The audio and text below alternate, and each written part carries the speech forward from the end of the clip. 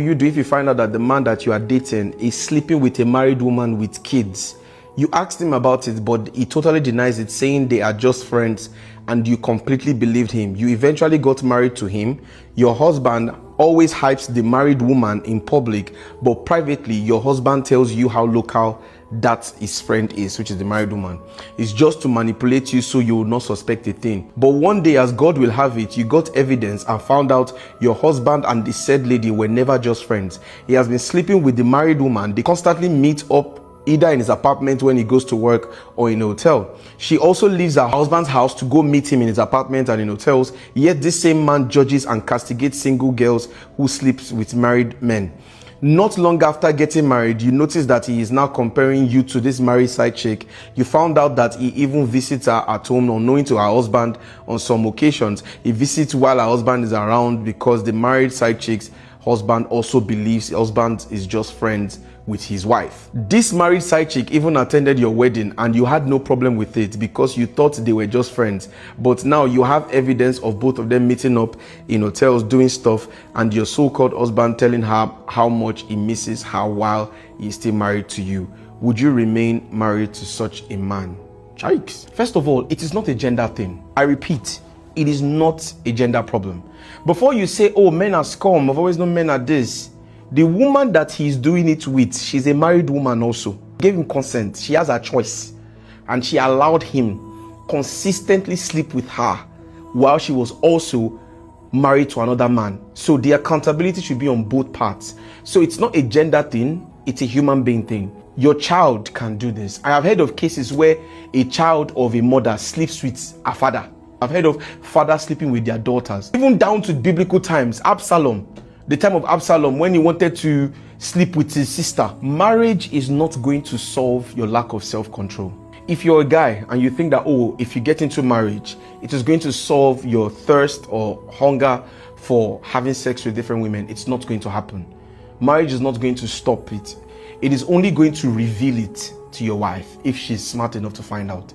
And as for a woman, marriage is not going to also stop your lack of self-control to be promiscuous. No, it will only reveal it or expose you. Marriage doesn't stop anything. If anything, it even amplifies. The energy to build, what you need to put, the materials you need to conjure up together is so much compared to what you need to use to destroy. If you want to build a 7-story building, it's going to take you like 6, 8, 10, 12, 1 year, 2 years to build it. But to pull it down, one single missile, pam, in seconds, it's done. Or caterpillar, like a caterpillar can demolish it in 2 hours or 3 hours. The time, the materials you need to build a relationship, long-suffering gestures, consistent romantic gestures, service, reconciliation. You need to do a lot of things to get the trust of both parties before you get to the point of marriage. To destroy that relationship, all you need to do is one lie or one lack of self-control. If you lack self-control, just know that the detriment of you lacking that self-control is that you are setting yourself up for a marriage that is not going to last. The reason is because what it takes to destroy a relationship is so little compared to what it takes to build a relationship. Why on earth would this man do this to her? Like, why would you choose to hurt her this way?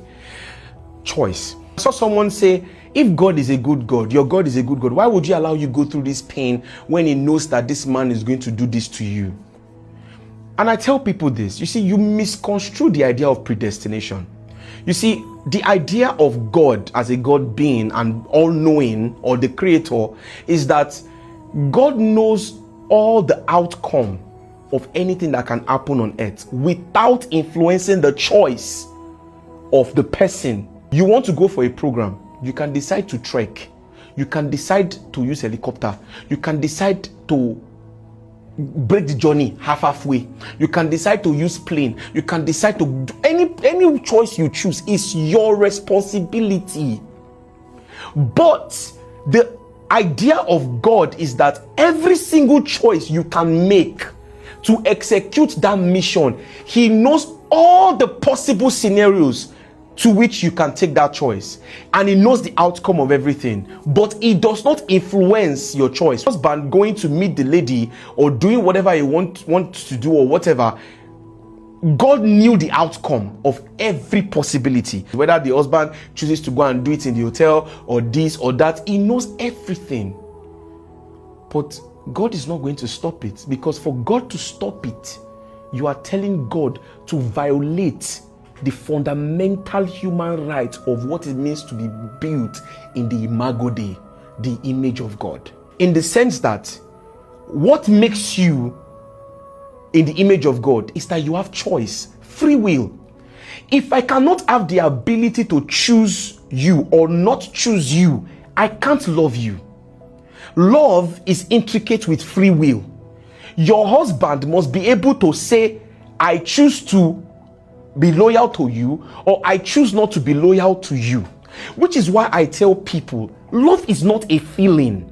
You can't say, I love my wife, and go and cheat on her, because you are misinterpreting the narration of what love is. You cannot define the meaning of a word. For example, let me break down what I'm trying to bring out. What is this? This is a jotter, right? Can I use it to blow air? Yes. Does it make it a fan? No. It will never be a fan. It is a jotter. But can it do the work of a fan? If I apply manual labor to blow it at rapid pace, yes, it can blow air. Because I use it to blow air, if I drop it here and somebody wants to request for this, will he say, give me that fan? He will say, give me that book. The fact that this can do the work of what a fan should do will never change it. That means the meaning of a thing is not determined by the output of what that thing can do. So love has a meaning. The fact that you use it in an occasion or a scenario that you deem fit doesn't mean that's love. Love is an action. It's a verb. It's not a feeling. The right sentence you want to say is, a man can still desire his wife, yet he can choose not to love her. That thing you call love is desire. It's not love. It's desire. I can desire you to still be in the marriage. I can desire you to the point of still showing you my erotic feelings. I am still in awe of you as my wife. I can still want to kiss you, be romantic, buy you gifts. I still desire you. All those things are built on feelings. They are fleeting. Someday you feel like it, someday you don't feel like it. But the action itself is love. Love is what compels you to say no when you want to cheat. In the sense that you see that going to meet that woman, what makes you say, I cannot do this to my wife, is the love. The action itself of not doing it, that is the love. As a man, I can have sex with 200 women and still desire only one. But you mistake that desire and now think it is love because you are still willing to go the extra mile for her compared to other people. That thing is desire. That's not love. Love itself is that action. Because I don't want to bring her pain, because I don't want to bring her suffering, because I don't want this thing to affect her. I want to be a source of joy and happiness and hope and a sweet life to your spouse. That is love. Love is a deliberate effort towards an imperfect person, seeking the person's highest good, which involves experiential sacrifice. Break that down into any level of biblical narrative you want to, you will find your meaning there. A true leader must be willing to accept the right of a human being to be wise and to be foolish. If truly you want to see that this person loves you, you must respect their right to be wise and to be foolish. God is fully aware of everything the husband did. There is no option or choice you make on earth that shocks God. He's prepared for all the outcomes. Now somebody now says, are you not saying that God is prepared for what the hurt he has given to her? So here's the truth about what it means to be a man. A man can be a Christian, go to church, finish praying, finish on the pulpit, speak in tongues for 7 days, and on the 8th day he can fornicate if he's not careful. Your weakest moment for temptation is often after a long journey of consecration with God. Go and check every single time the devil came to tempt Jesus. It was often when he finished fasting and prayers. Go and check it. Test your life. Every single time you're done fasting and praying, or after you're done consecrating, or you're done praying for the night, that is when the thought or imagination to sin comes. It's your weakest moment. You can't call it a mistake. How can he has been doing it for so long? Let me tell you the truth. If there was social media in the period of David in the Bible, I wonder what you people would do. Whatever this man did, I'm not saying it's right. Let me land. Whatever he did is nothing compared to what David in the Bible did. Do you know what David in the Bible did? A man after God's heart. Do you know what he did? David took another man's wife. Then he planned to make the man to sleep with his own wife to justify when that one no work. He can't send person, one of the guys, say if they go out, go fight. Say make a plan how they go kill the guy so that he can take the girl. That's a man after God's heart. This one never kill now. He never kill now. Just this thing he do now. Now, am I saying it's right? No. What I'm bringing out is, if God reveals the depth and the width of every single one of us, our atrocities, what we are capable of doing, every human being will hate each other. You see me that I'm talking by grace. I have done some despicable things in my lifetime that, by the order of this scenario, it's not that I wanted to be like that. It's that I have not been in such situation before. I've not been in a situation where a human being could treat me with such contempt and hate that I was tempted and I did some certain things that I'm not proud of. Now, on that note, I have tried to retrace my steps and do better, which is why I always tell people I don't subscribe to the idea of once a cheat, always a cheat. It's not true. Even though a man can cheat and say he wants to stop and he will still go and cheat, that doesn't mean that once a cheat, always a cheat. It's not true. It's a fallacy conjured up by men. It's not true. You say once a thief, always a thief. It's not true. You say once an unscroll, always an unscroll. It's not true. It's not factual.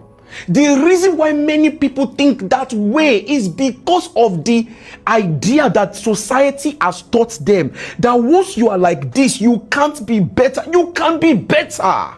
It's a lie. It's not true. And I'll tell you why. Paul is an example in the Bible. I don't want to list up some of people I know. How many pastors have you seen preach on the pulpit and tell you that I was in this thing or this thing, I was a bad boy like this, and they became this? I'm talking about pastors that are sold out for Christ. I'm not talking about the ones that all they care about is money. So what are we on about? If you know what I was before, you will not see me where they stand. Now by God's grace, how do you stand? The capacity to renovate your life is there. You can't be a failure. It's impossible. You are a human being. The capacity to be a failure is not there as a human being. Failure is a stagnant statement. You can fail. For example, he has failed the test of love. Is he always going to be there? I don't know. I've not yet said if she should stay or not. We warned her. She didn't listen. We warned her about him. Let me tell you something. There are scenarios where people will warn you about a man and you will get married to the man and the man will end up doing nothing to hurt you till you die. And also there are scenarios where they will not warn you and the man will be the best man during dating period. And when you marry, the man will become the best villain you can ever imagine. The same thing goes for the woman. There is no modus operandi to a happy marriage. Marriage is so tricky that you don't even need God to have a successful marriage. If you did that time, go Saudi Arabia, go Iran, go all those countries where they don't worship God. Are you telling me they don't have happy marriages?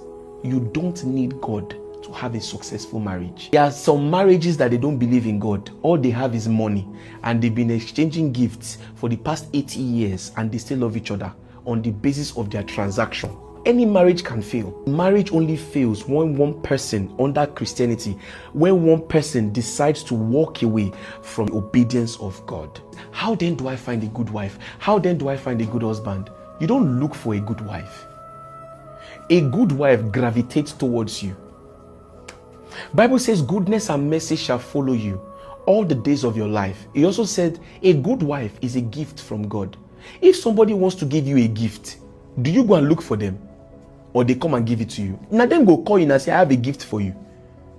So you don't look for a good wife or a good husband. You position yourself as the one to become the good wife. As me, now let me use myself as a case study. If I say, oh, I'm looking for a wife, my job is not to look for a good wife. My job is to consecrate myself to become a good man so that I can attract a good wife. Let me break it down. Goodness and mercy shall follow you all the days of your life, which means whatever I am looking for in goodness and finance and whatever, it is looking for me. Your destiny is location sensitive. It is looking for you. Where's Tomide? Where's Tomide? Where's Tomide? Where's Tomide? All I need to do is position myself in the right place and my purpose will find me. So for those people advising her that we told you that this man is better, my sister, calm down. Don't modus operandi to this thing. Relationship is not the way it used to be. It has changed. As a man or as a woman, your duty to have self-control is at an all-time high, but you don't know it. Like, life is so fast right now that you don't even know.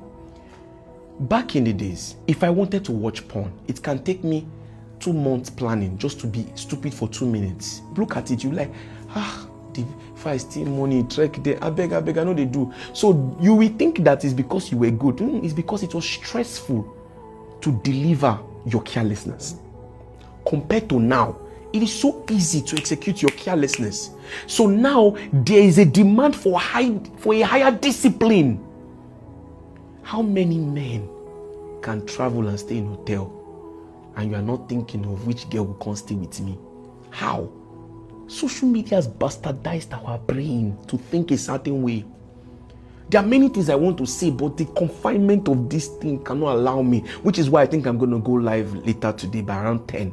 I'll go live for anybody that wants to really understand this thing. Let's dissect it by around 10. Every destroyed marriage starts with a moment of bliss. If you raise your hand up like this, it's not going to hurt you. But if you leave your hand like this for the next 20 minutes, it will start to pain you. If you like, take diclofenac 5,000 times. Yes, it will numb the pain for a little bit, but that hand will still come back to pain you. Right now, it's already hurting. The only way this is solved is if you return your hand back down. So that means the fact that a moment of joy and happiness starts does not mean you have made the right choice. It takes time. The truth is, the fact that your marriage failed does not mean you have failed God. What God really cares about is redemption. How are you going to interpret this pain? Will you take this marriage as your all? Oh, I failed. My marriage has failed. Or will you say, if the Lord wills, so will I stand? And last, let me chip this in. Social media is never your solution. For some of you that have this habit of any small thing, you don't bring on social media. I'm not invalidating your choice, it's your choice. But this is an advice for people that are listening to this in case this happens to you. Social media is not the solution. Finally, to consecrate yourself with Jesus, then you need to seek comfort with your loved ones. Then you need to pray for him and you, because you are still married, whether you like it or not, except you divorce, So forgiveness does not establish a relationship. The fact that I forgive you or you forgive him does not mean you should go back to him. But my major advice and prayer for you is that the Lord consecrate you with him in this period, to the point that the ginosko that you have with him is going to strengthen you in this tough time. Because what God wants to do with this is only him that knows. And let God decide your next move. Don't think that this can't happen to you because your man is a good man. Good men can make foolish mistakes. If you doubt him, go and check David in the Bible. Good men can make foolish mistakes due to lack of self-control. That's why your real focus should not be on having a happy marriage. Your real focus should be having a surrendered life to Christ.